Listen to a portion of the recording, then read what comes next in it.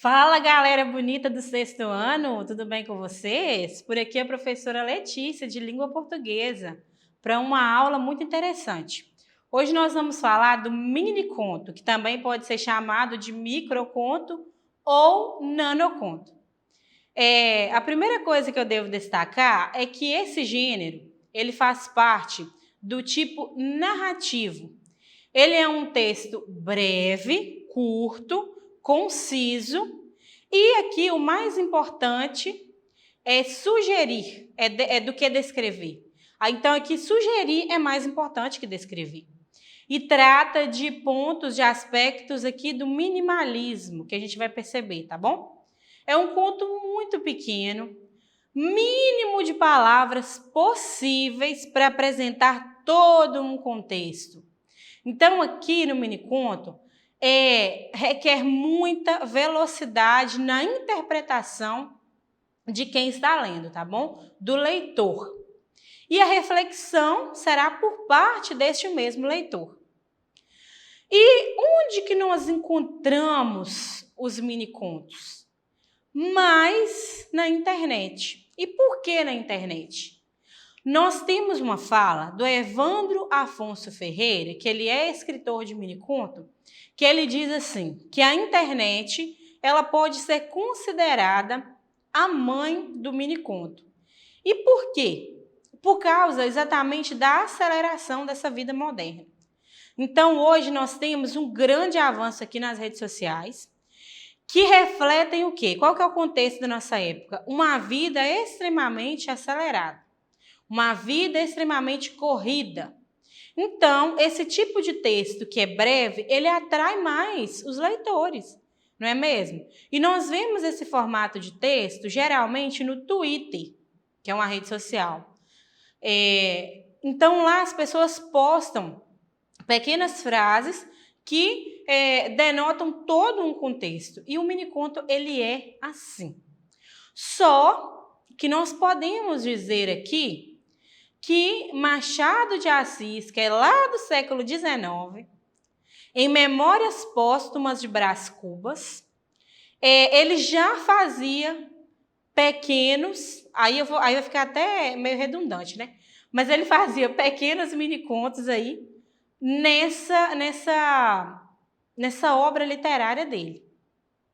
Então, pessoal, aqui o que eu quero trazer para vocês de reflexão, né?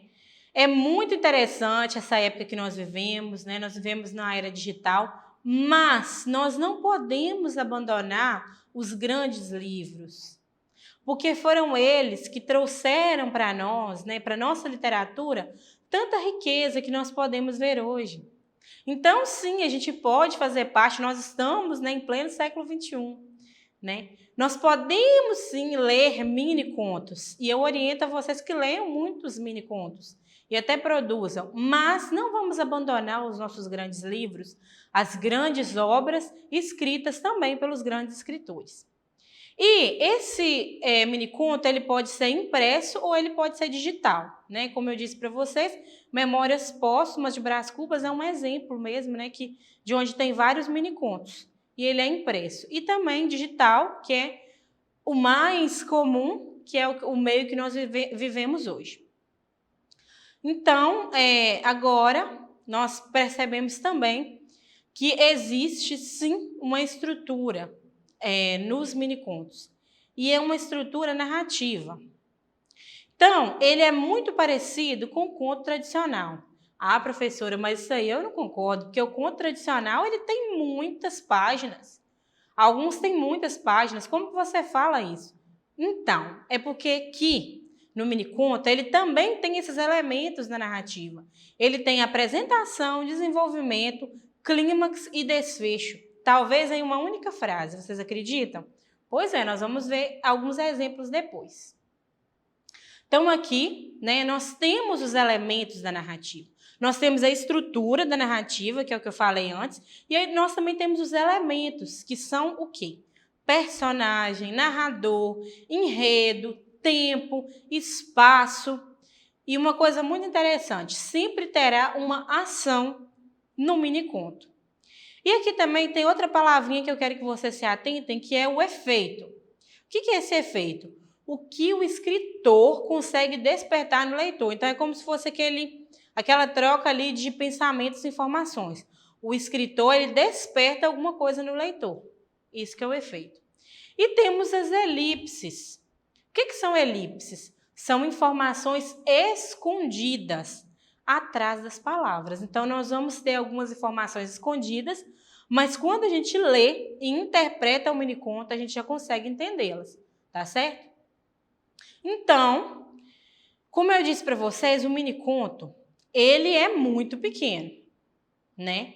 E ele pode ter até 50 palavras. Agora, o microconto ou o nanoconto, ele também é curto e conciso. Nós temos que escolher muito bem as palavras, só que a gente pode colocar 150 caracteres, que inclui letras, né? E também pontuação. E também aqui a gente tem que fazer uma escolha de posição das palavras, tá? Então, tudo isso vocês vão perceber nos exemplos que eu vou trazer. Mas eu quero destacar aqui uma importante figura aqui na escrita de minicontos, que é o Evandro Afonso Ferreira. Ele também é mineiro, ele é de Araxá, nasceu no ano de 1945. Ele é contista e ele é romancista. E ele começou a trabalhar aos 10 anos de idade, na loja de calçados do pai, em Minas Gerais. No ano de 1963, ele se muda com a família para São Paulo, após viver em Brasília de 1959 a 1962. Ele se tornou, né, bancário, profissionalmente, né, falando, e ele exerceu isso até 1978. Em seguida, ele trabalhou como redator e publicitário, período em que vive-se a boêmia paulistana, na qual estabelece contatos com artistas e escritores. Depois de sofrer um infarto no ano de 1990, ele decide dedicar-se integralmente à literatura. Entre 1991 e 2002, ele cria o sebo Sagabana, mantido com um acervo de 3.000 volumes que tem em sua casa.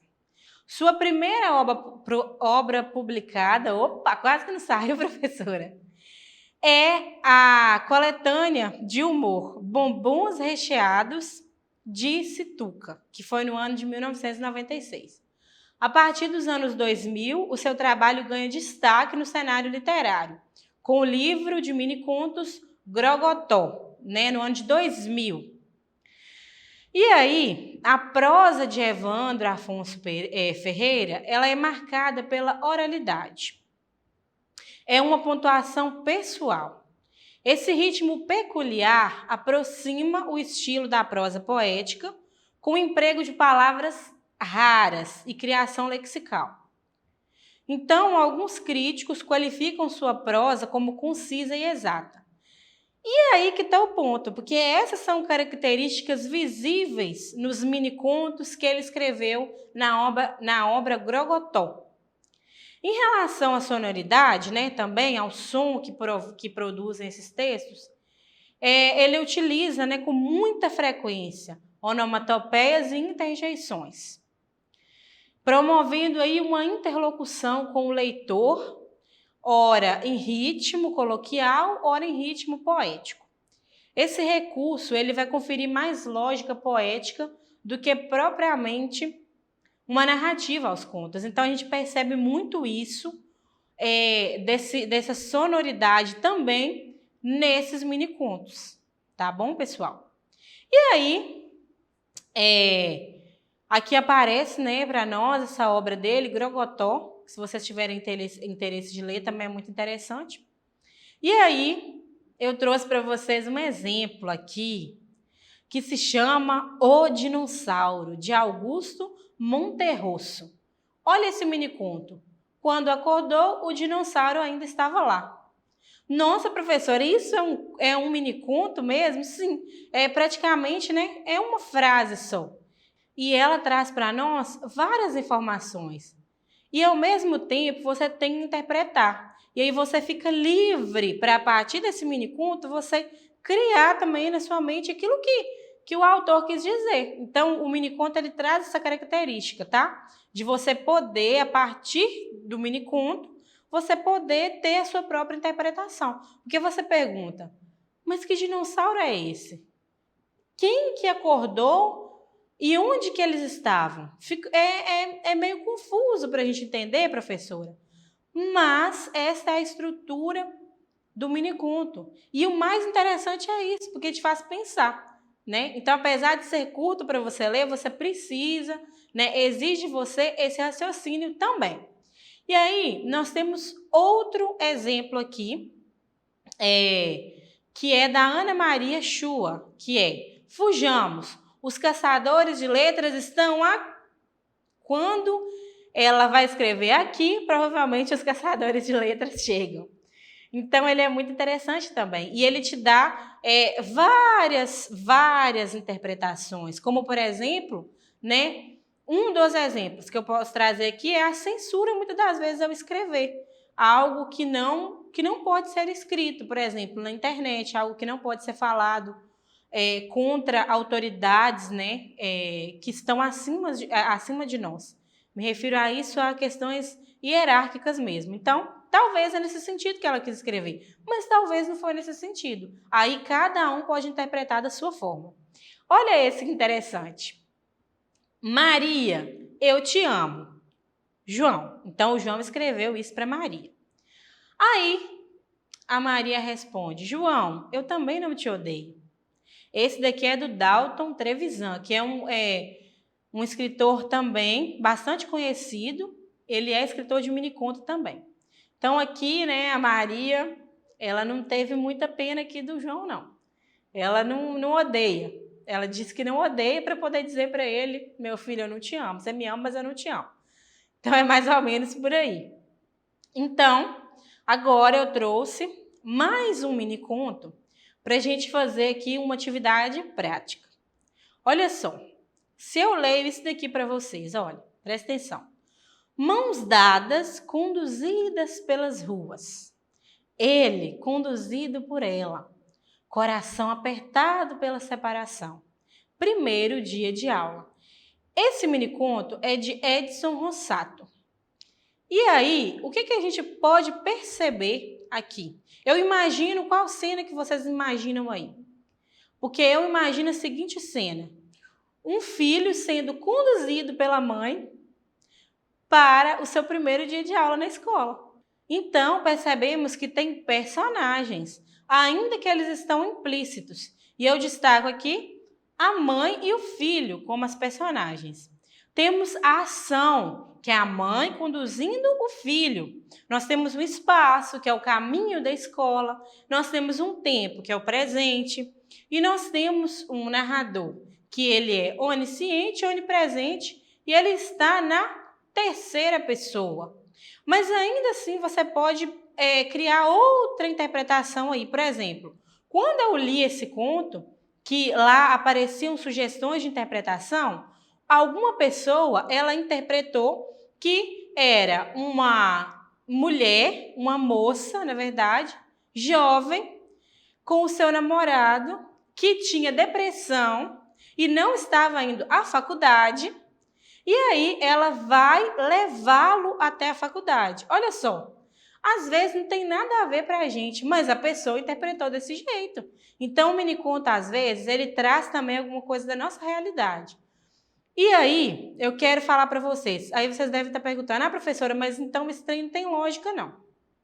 Por quê? A gente tem que ler e tem que interpretar para poder entender? Isso não tem lógica. Tem, pessoal, tem lógica sim.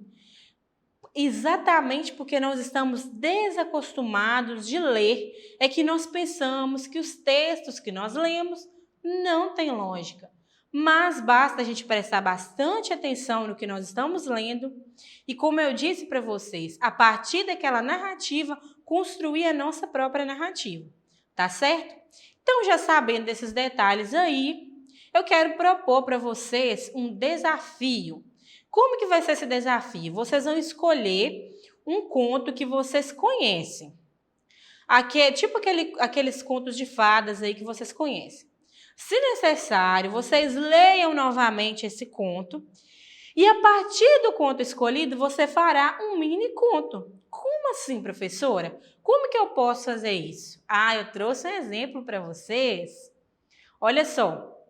Ironia foi a bela. Julgar a fera, e se apaixonar por ela. Olha só que interessante. Aqui conta praticamente aqui faz uma síntese, né? Um resumo da história da Bela e a Fera, né? E mesmo assim você consegue entender. Por quê? Porque tem outro detalhe aqui no miniconto que eu já havia me esquecido de falar, mas eu não posso esquecer, que é o seu conhecimento de mundo. Então, quanto mais você lê, mais conhecimento de mundo você tem. Quanto mais você vive as coisas, mais conhecimento você vai ter, mais histórias você vai ter.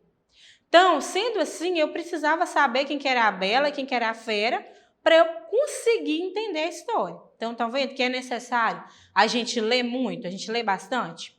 E como que eu posso escrever um bom miniconto? Primeira coisa, né? Lembrar-se da narratividade, que é o narrador, personagem, espaço, tempo e efeito. Lembram que eu falei disso? Outra coisa, escrevam no menor número de caracteres possíveis. Se vocês quiserem escrever um mini conto, escrevam até 50 palavras. Mas, se vocês quiserem escrever um microconto ou um nanoconto, pode ser aí entre 150 a 200 caracteres, tá bom? No máximo. Use um bom título, tá bom? Professora, eu posso fazer sobre qualquer assunto? Eu posso colocar humor aqui no meu miniconto? Pode. Só que aqui não é uma piada, é um miniconto. Então, você não vai fazer nada com um humor extrapolado. Vocês percebem que aquele da Maria e do João, ele não é aquele humor exagerado, mas ele traz um pouco de humor. Então, vocês podem fazer dessa forma. Ou podem fazer um miniconto heróico, enfim, do jeito que vocês quiserem. E aí, para vocês fazerem esse miniconto, usem a criatividade de vocês. Leiam bastante, sabe? Usem mesmo a criatividade, para ficar um miniconto bem interessante. E agora é com vocês, estudantes. Para fazer as atividades da plataforma, acesse smedgv.com/aluno ou aponte a câmera do seu celular para a imagem que aparece no canto da tela. Façam todas as atividades da plataforma. Não se esqueçam de se inscrever no nosso canal do YouTube para rever as aulas e deixar seu joinha. E nós nos encontramos numa próxima aula.